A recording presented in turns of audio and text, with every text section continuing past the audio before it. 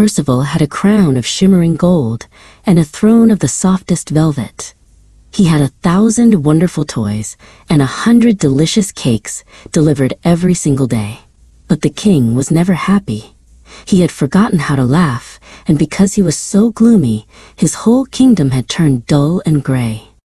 "We must make the king laugh," declared his royal advisor.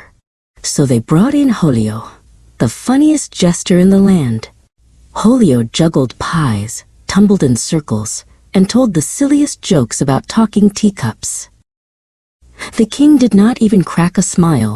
"Boring," he grumbled, and waved the jester away. The pies Julio was juggling fell to the floor with a splat, splat, splat. The kingdom seemed to get a little bit grayer. Far away in the village, a little girl named Lily heard about the sad king. "I will make him laugh," she decided. She didn't have any jokes or juggling pies. All she had was a tiny, fluffy kitten named Pounce.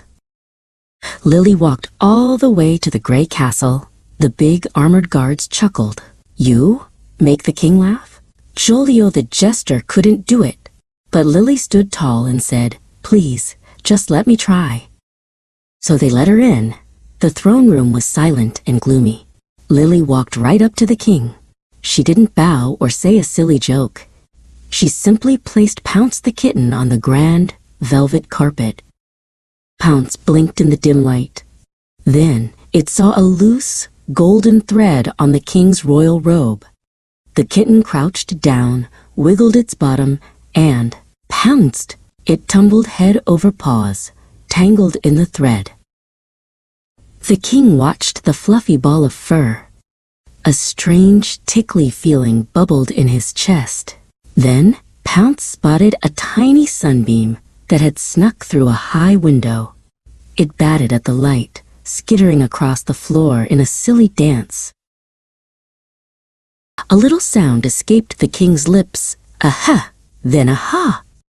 and then a great, big, booming belly laugh. It was a sound no one had heard in years. As he laughed, a wave of brilliant color washed over the throne room, turning the gray walls to gold and blue. The laughter spilled out of the castle, painting the whole kingdom in bright, happy colors. King Percival scooped up the kitten and gave Lily the biggest smile. He learned that the best treasures weren't gold or cake, but a wiggling kitten and the wonderful magical feeling of a good laugh.